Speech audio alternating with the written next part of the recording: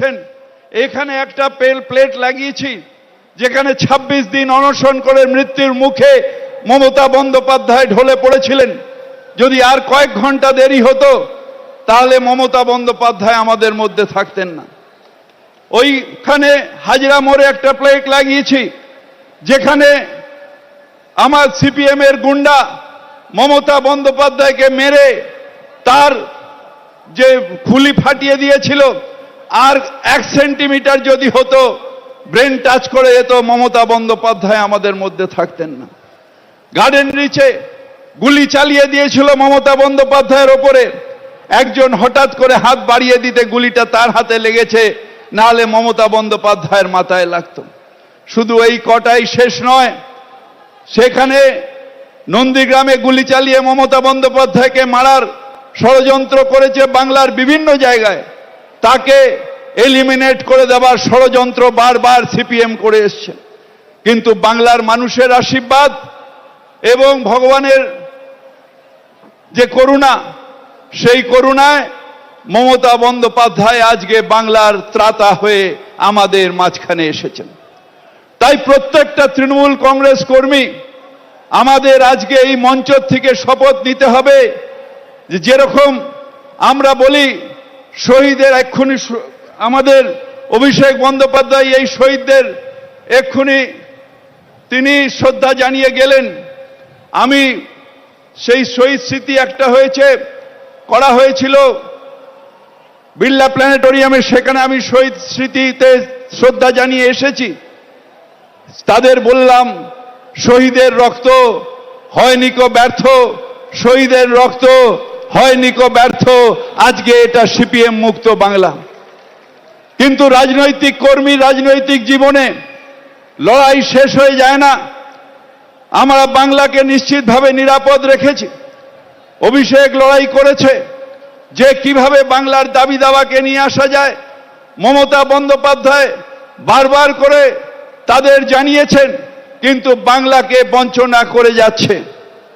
সে আজ যে লড়াই, সেই লড়াই দেশ বাঁচানোর লড়াই, সেই লড়াই আমাদের দেশকে সুরক্ষিত রাখার লড়াই, যে লড়াই সাম্প্রদায়িক শক্তি আজকে খুঁড়ে খুঁড়ে খেলেছে। এখানে বাংলায় আমরা কোনোদিন ভাবতে পারি ইউপির মতন যে যখন কেউ হকার বা দোকানদার তার নিজের নাম লিখে রাখতে হবে যে কোন সম্প্রদায়ের মানুষ কোন সম্প্রদায়ের দোকান থেকে কিনবে, সেইটা আজকে সুনিশ্চিত করতে হবে। এইভাবে ডবল ইঞ্জিনের সরকার চলছে, অর্থাৎ মানুষের মধ্যে ভেদাভেদ সৃষ্টি করার দেশকে একবার এই আরএসএস ভাঙন দিয়েছে, আমরা তার যে করে হোক রুখব। তাই যে কথা বলছিলাম যে আমাদের লড়াই মানুষের স্বার্থে লড়াই, আমাদের লড়াই দেশ সুরক্ষার লড়াই, আমাদের লড়াই একসাথে থাকার লড়াই। তাই মমতা বন্দ্যোপাধ্যায় বারবার বলেন ধর্ম তোমার, ধর্ম আমার, কিন্তু উৎসব সবার। ঠিক যে আমরা যেরকম দুর্গাপুজো আসছে আমরা সবাই মেতে যাব, কালী পুজোয় আমরা সবাই মেতে যাব, ঈদে আমরা সবাই মেতে যাই, কিছুদিন আগের মহররম গেছি, আবার ক্রিসমাস আসছে, আমরা সবাই সেই নিয়ে আনন্দ উৎসব করব। কিন্তু তার মাঝখানে তৃণমূল কংগ্রেসের একটা বড় দায়িত্ব, সেই দায়িত্ব হচ্ছে দেশ রক্ষার দায়িত্ব। মমতা বন্দ্যোপাধ্যায় আজকে নিশ্চিতভাবে আহ্বান জানাবেন, কিন্তু আমরা যারা তৃণমূল কংগ্রেসের সৈনিক, আমরা মমতা বন্দ্যোপাধ্যায়কে এই আশ্বাসন দেব যে দিদি তুমি লড়াই করো, সর্বঘরে তৃণমূল কংগ্রেস কর্মীরা তোমার সাথে আছে, তোমার সাথে আছে। মমতা দায় তুমি লড়াই করো, আমরা তোমার সাথে আছি। আমরা যারা বাংলায় থাকি আমরা গর্বের সাথে বলি যে হিন্দু, মুসলিম, শিখ, ইসাই আমরা সবাই ভাই ভাই, আমাদের মধ্যে কোনো বিভেদ নেই। তাই Bangla what Bengal things today, rest of India things today, সেইটাই আজকে সারা ভারতবর্ষকে বলতে হবে, বোঝাতে হবে। ভারতবর্ষকে বারবার করে বাংলা পথ দেখিয়েছে এবং আগামী দিনে সেই পথ মমতা বন্দ্যোপাধ্যায় দেখাবে। মমতা বন্দ্যোপাধ্যায়ের রাস্তাই একমাত্র ভারতবর্ষের মুক্তির রাস্তা।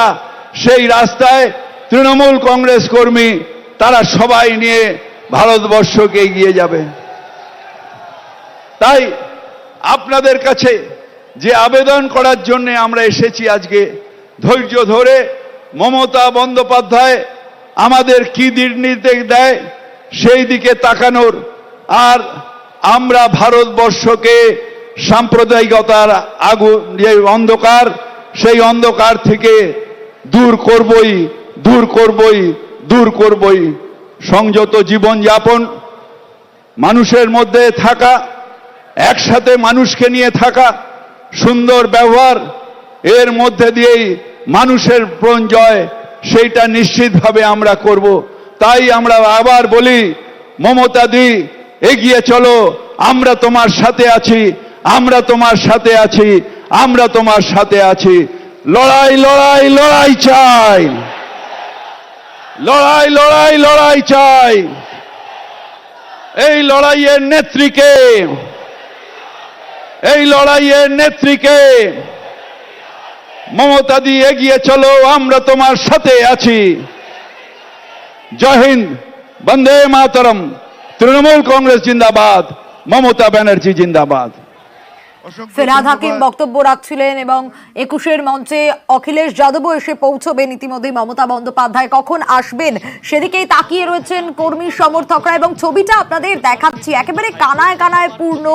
দূর দূর পর্যন্ত শুধু মাথা দেখা যাচ্ছে, কর্মী সমর্থকরা এসে উপস্থিত হয়েছেন একেবারে সকাল থেকে। আর এখন স্তব্ধ হয়ে গেছে চারিদিক, তার কারণ সব পথ এসে মিশেছে এই ধর্মতলার রাজপথেই। একমাত্র মমতা বন্দ্যোপাধ্যায় কি বার্তা দেন, কি দিক নির্দেশ দেন, সেদিকেই তাকিয়ে রয়েছেন কর্মী সমর্থকরা। আমরা অবশ্যই 21-এর গর্জনে নজর রেখেছি, ধর্মতলায় 21-এর সমাবেশের প্রত্যেকটা আপডেট তুলে ধরছি। তবে এখন সময় হেডলাইন্সের।